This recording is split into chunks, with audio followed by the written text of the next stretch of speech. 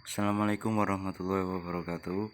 Kami dari kelompok 5. Di sini kami akan menjelaskan tentang perkembangan sosial dan emosional anak usia sekolah dasar. Bisa disebut dengan peserta didik. Bahwa perkembangan emosional anak adalah salah satu tahap tumbuh kembang anak untuk berinteraksi dengan orang lain dan mengendalikan emosi sendiri. Menurut Suryadi dan Yuliani, usia sekolah dasar adalah anak yang berusia sekitar 6-12 tahun, yang mana pada masa usia tersebut memiliki perkembangan emosi yang berbeda. Anak usia 5-6 sudah mengenal dan mengetahui aturan yang berlaku. Pada usia 7-8 tahun, anak sudah mengerti akan rasa malu dan bangga terhadap sesuatu. Dan pada usia 9-10 tahun, anak sudah dapat menyembunyikan dan mengungkapkan emosinya dan sudah dapat merespon emosi orang lain. Dan pada usia 11-12 tahun, anak sudah mengetahui tentang baik buruk, nilai-nilai, dan norma-norma yang berlaku pada masyarakat. Perkembangan emosi anak berkaitan dengan reaksi anak terhadap berbagai perasaan berbeda yang mereka alami. Perkembangan emosi anak juga berpengaruh terhadap mental anak, sehingga perkembangan anak sangat perlu diperhatikan agar tidak pengaruh negatif yang akan berdampak pada mental anak. Menurut Izzati, emosi yang terjadi pada anak biasanya relatif lebih singkat atau bisa dibilang sebentar dan mudah berubah. Hal ini dikarenakan emosi pada anak biasanya diungkapkan dalam bentuk tindakan. Emosi pada anak relatif lebih kuat dan hebat. Hal ini terlihat ketika anak sedang sedih, marah, dan takut. Emosi anak nampak berulang-ulang. Hal ini timbul karena anak dalam proses perkembangan ke arah kedewasaan. Emosi anak dapat dilihat atau diketahui dari tingkah laku yang ditunjukkan anak. Adanya perubahan-perubahan bentuk ungkapan emosional anak.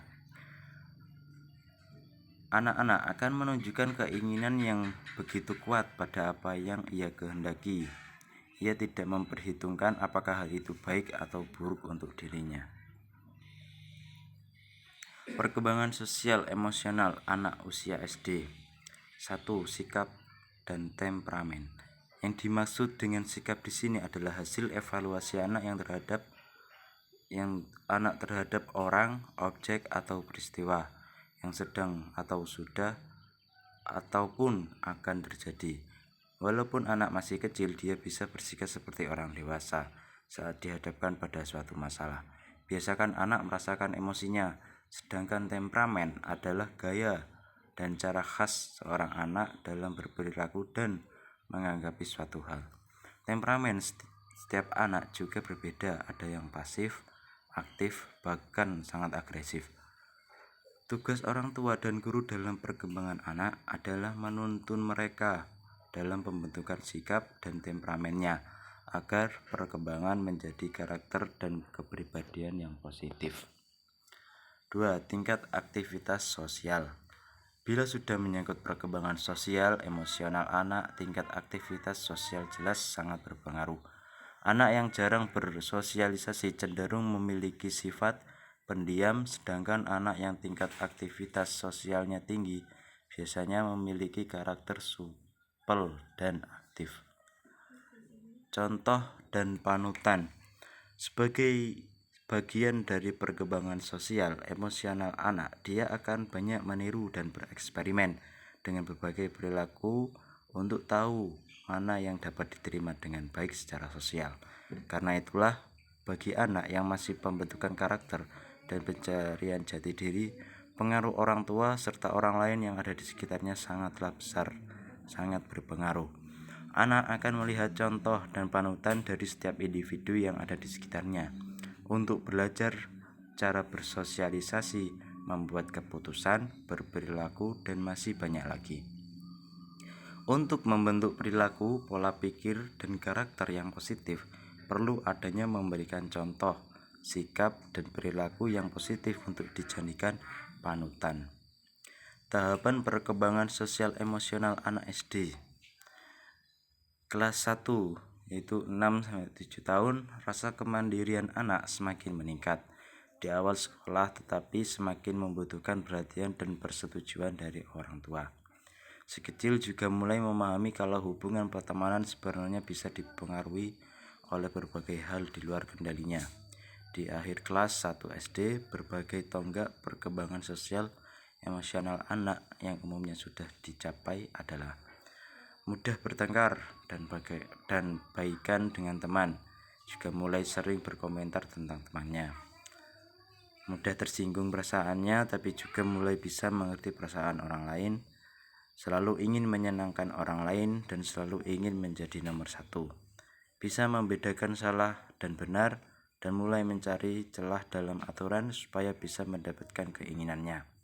Tumbuh kesadaran akan pandangan orang lain terhadap dirinya, mulai memahami perasaan malu. Ada kelas 2 dan 3, yaitu meliputi 7-9 tahun. Di usia ini, anak mulai punya beberapa teman baik, tapi hubungan pertemanannya masih mudah berubah akibat pengaruh berbagai faktor-faktor. Si kecil juga sangat ingin diterima oleh teman sebayanya dan banyak mencoba berbagai kepribadian baru untuk tahu mana yang paling cocok untuknya.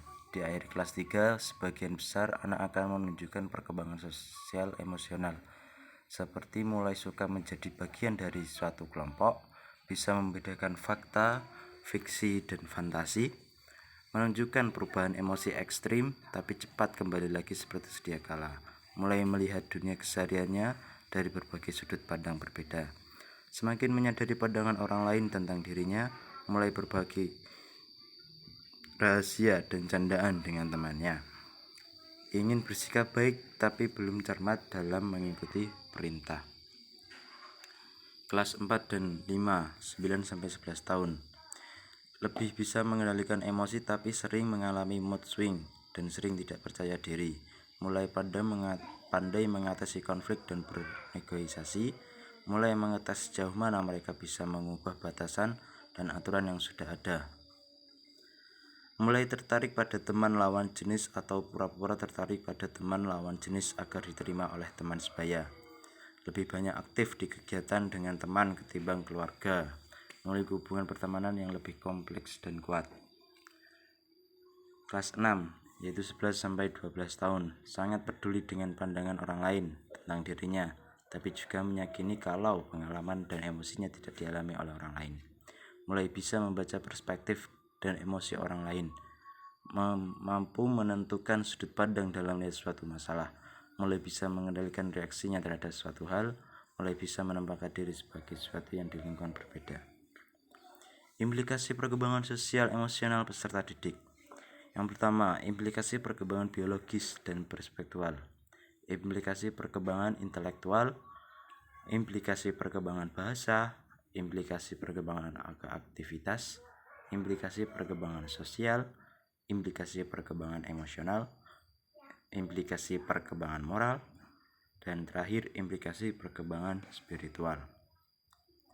Ya, cukup dari kami kelompok 5. Apabila ada tutur kata yang salah atau tidak mengenakan, mohon maaf dari kami sebesar-besarnya. Billahi taufiq wal hidayah. Wassalamualaikum warahmatullahi wabarakatuh.